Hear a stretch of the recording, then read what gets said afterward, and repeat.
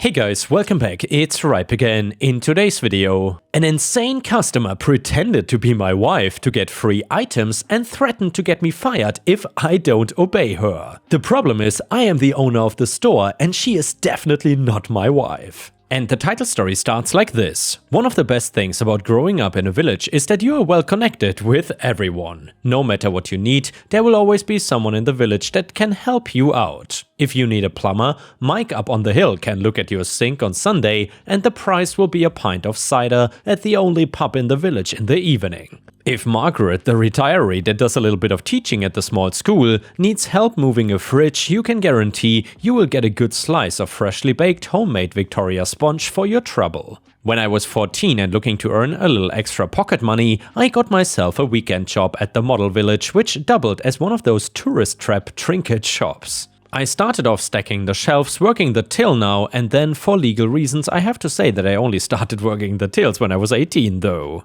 Anyway, it was great working there and I really developed a fondness for crafting, model making and model painting. The winter months were very quiet, so I would help old Malcolm in the workshop as he got the dioramas ready for the tourist season. He actually owned the model village too. I carried on working there as I went through art college and as I was trying to find my feet in the professional world. I took my fondness for models and made it into a successful breadwinner. I still work there now. When Malcolm passed away a few years ago, the village council decided that I should be the one to take ownership and I heartily agreed. I was barely in my 30s and I just kind of inherited a tourist shop. I didn't actually do anything with the shop and there are people better qualified than I was to look after that side of things, but I mostly just managed the model village, though I was considered the manager and owner of the whole premises.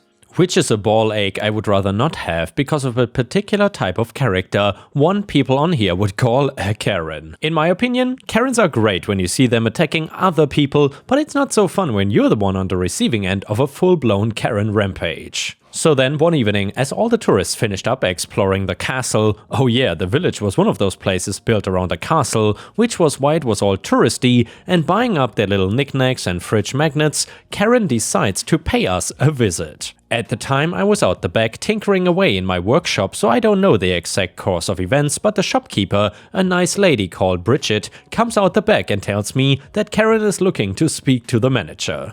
I'm all confused because no one asks to speak to the manager in a pokey little shop like this. They usually huff and accept the fact that we are a pokey little shop that does not have much in the first place. So anyway, I come out to the shop and I can see Karen standing there, waving a fist full of small slips of paper and giving grief to the poor innocent sots that are just trying to find a keychain with their name on it. I ask Karen what the problem was and she rears around at me, leering like the whole world owes her something, and she thrusts the fists of paper at me and says, "Yes, your colleague is refusing to redeem these vouchers."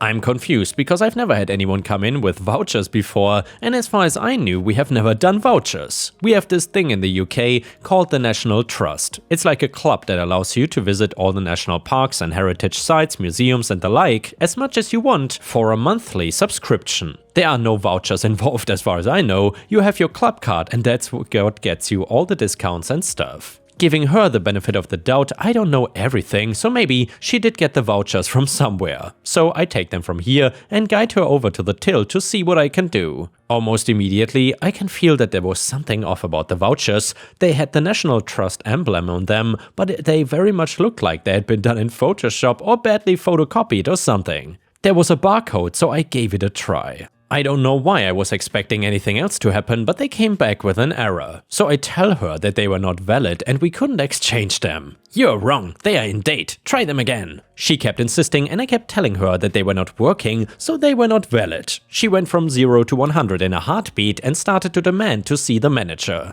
"I am the manager," I told her. She gave me a look that would certainly not have won any beauty contests. "You're not the manager, you're too young to be the manager. Stop wasting my time and get me the real manager." She starts demanding. No matter how much I try to tell her that I am the manager, she refuses. I tell her to calm down, that the vouchers don't work and there's nothing we can do. That was like catnip to a kitten and she bounced around the shop fuming and telling me that our customer service was shocking and, get this for a laugh, she was telling all the other other tourists in the shop that she was the manager's wife, and when he finds out how we have been treating her, we were all gonna get fired. Well, I've never been married, and I think my girlfriend will get upset if you tell everyone that you're my wife. I tell her, I don't know why, I couldn't help myself. I think I broke her at that point, and she just stared at me with the eyes of the very fires of hell. She threw the vouchers at me, and without warning, bam, she slapped me across the face. So I asked Bridget to pop across the road and grab Gavin. He was the chief in the village and spent most of his time in the cafe across the road. It was literally him and one other guy, and that's only because of tradition. There's always been a Bobby in our village.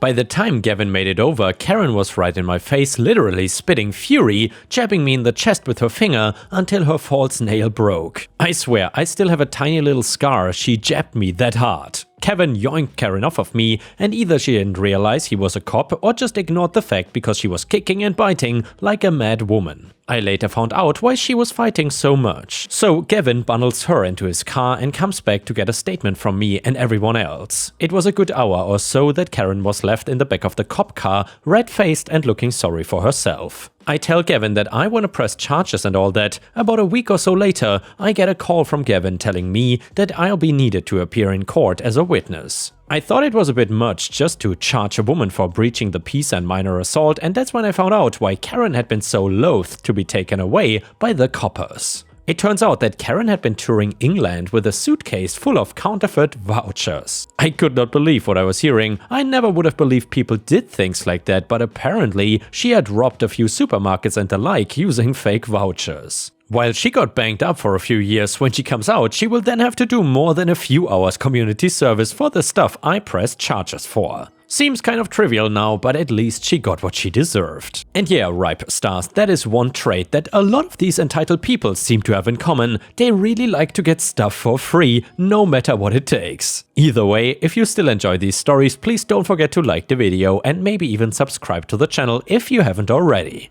Anyway, the next one is a malicious compliance story. So I am a professional chef and I've been for a few years, and in Australia, apprentice chefs are trained in a sort of college where we learn about 150 recipes. Now, many of the recipes are provided to the students in bulky, finicky booklets that you would not really want to take anywhere with you, so I started writing some of the recipes in a separate notebook, along with some other recipes I had learned from coworkers or family members, and created a sort of pseudo cookbook. And I would often bring this book into the kitchen, so I would remember ingredient quantities and cooking times, and eventually I would leave the book in the kitchen pretty much around the clock. What I soon found out was that some of the other chefs in the kitchen were using my cookbook to check official recipes for the restaurant we worked for, as typically the head chef would have to tell them, and this got annoying for everyone. And then this restaurant was a part of a popular sports club in the local area, so consistency was extremely important to management. As such, having a written record of the new recipes or changes to long-time recipes was very important. As it turned out, management had stopped making changes to the official club recipe book a few months before I even started, so my book became the de facto official recipe book. For a while, this was no issue to me, and I kept adding new recipes to it throughout the next few years. However,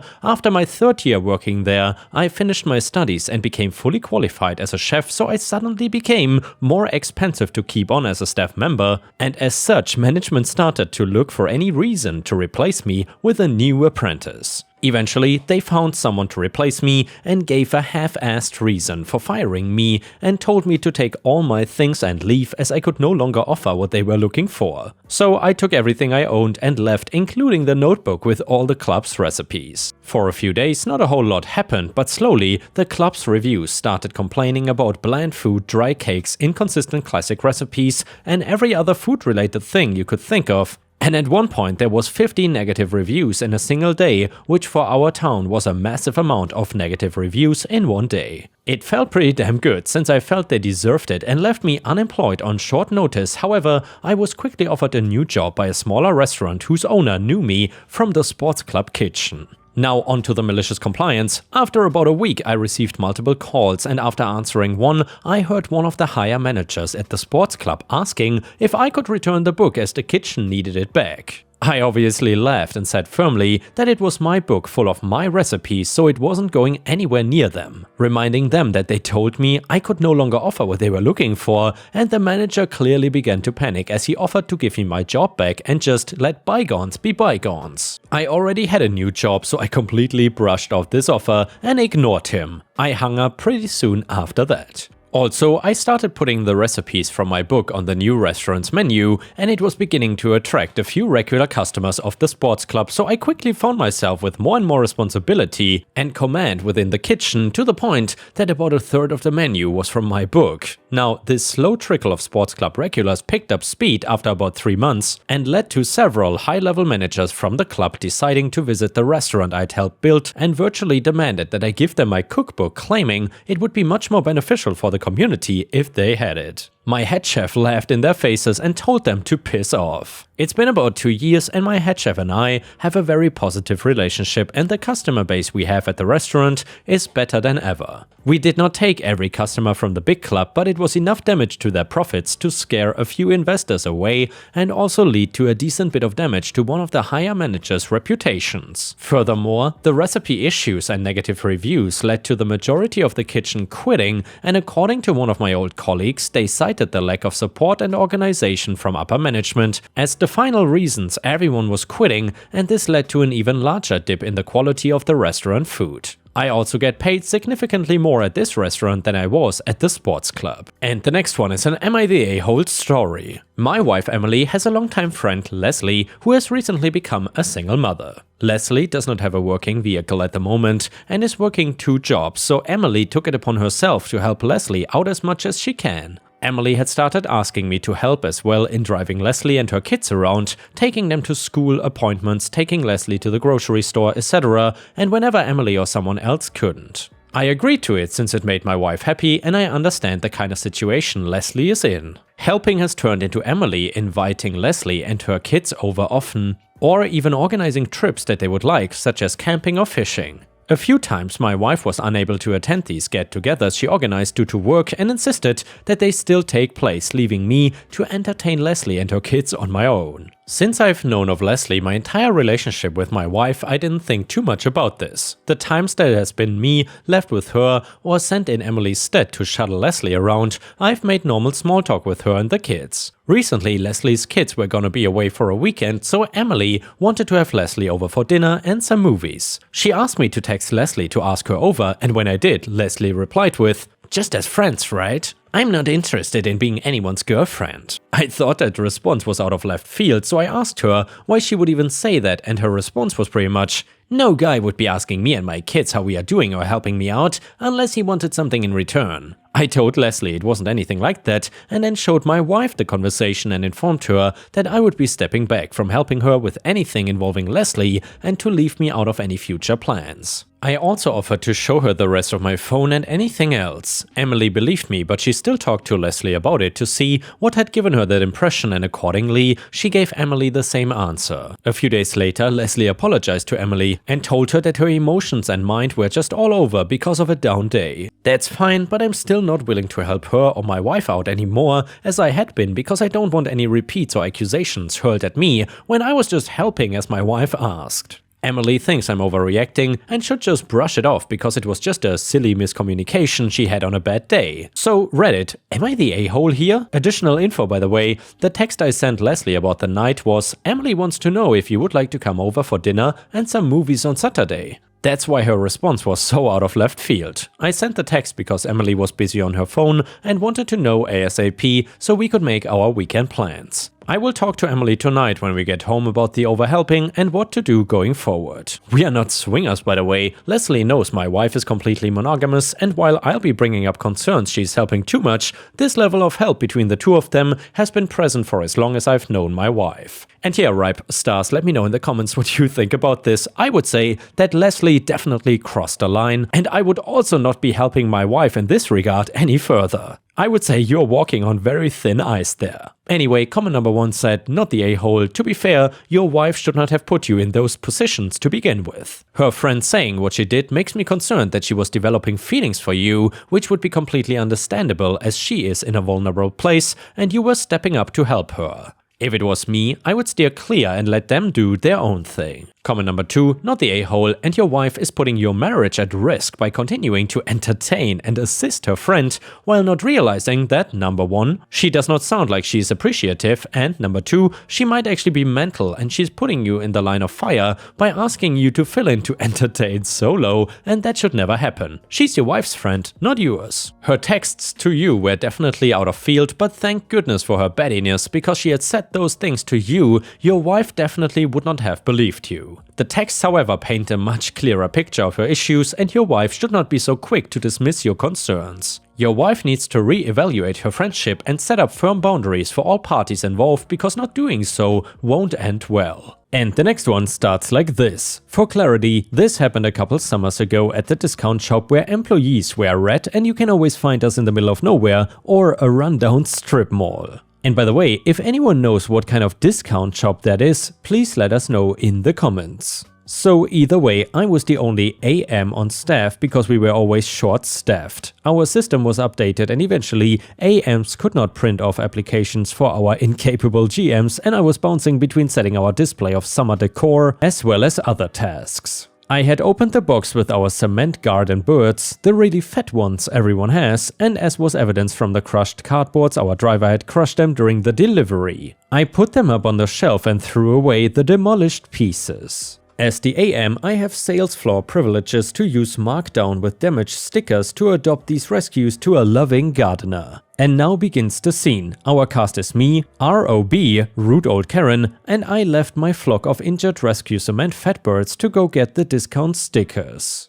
And before I ever get a chance to reprise them for the markdown and stomps, ROB, these birds are all broken. I was looking at the garden stuff and they are all broken. It's ridiculous you expect me to pay. I think it was $5. When this is the best looking one and his head is broken. 5 small green chips he literally could have fixed in school supplies were missing on the very top of his chubby head. She kept babbling for a little longer about how we are crooks and scammers for charging such a ridiculous price for a clearly defective product. I waited for the iconic, "So what are you gonna do about it?" and thrust the bird at me. Me kind of offended that she said so many mean things to a bird with a bad haircut when a summer before that I sold an alligator to a good home missing a whole front foot. Well, it's not his fault this happened. Our delivery drivers are very rushed people who are not gentle. Rob, I don't care about whose fault it is, I wanna know what you're going to do to fix it. Cue my malicious compliance. I suddenly remember how she was at one point scolding me because she doesn't even want the bird, he will make her garden ugly, she is only getting it because she feels owed a discount for seeing a broken bird without a discount sticker. Me? Well, I will make sure he gets a good home because you said you don't want him because he's broken, right ma'am? Rob, very suddenly confused and getting flustered. No, I wanna buy him. I just wanna know what you're gonna do to make it right with me about this. Me? Right. And you said he would make your garden ugly, so I should sell him to someone with an ugly garden that will think he's pretty. ROB growls and walks away. And the next one is titled, Karen does not care about others. So first off, for some context, I have terminal cancer in my spine and hip, so movement and traveling is very difficult for me. I am a bit of a clothaholic and often things are worn out once or twice before being sold on eBay, and also a bit of a fatty, a size 24. Clothing in this size, this fashionable, fun and affordable, is difficult to come by as much as places like ASOS and Amazon are not always selling these larger sizes and they are not always cheap. I've been selling on eBay for over 9 years and this is the worst choosing beggar I've ever come across.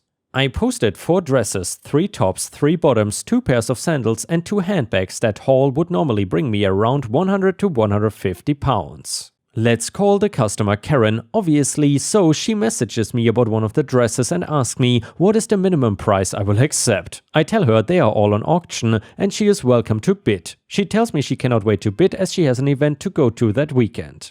She tells me she is interested in all of my items and offers me £25 for the lot. One of the dresses alone cost me £75 and only been worn once. So I replied simply no, and she then proceeded to harass and beg me to sell her this one dress for £5, but I said no. She then again offered me £25 for the lot, as long as I was willing to deliver it to her about 40 miles from where I live, and again, I simply replied no. She then tells me that she is diabetic and cannot work, has 2 small children, and cannot afford to buy clothes in that size. I remember those kinds of acts, so being kind and generous, I agree to sell her the one dress for £25 and give her my PayPal info. She then sends me £2.50. I assume it's a mistake on her part and remind her the dress is £25. She then said, why can't I let her have it for £2.50? I clearly don't need the money and I know how hard it is to find larger dresses, as I am obviously fat myself. Perhaps if I lost some weight I would be able to sell more clothes and would not have to charge so much. Bear in mind, she is the same size 24, so she then tries to guilt trip me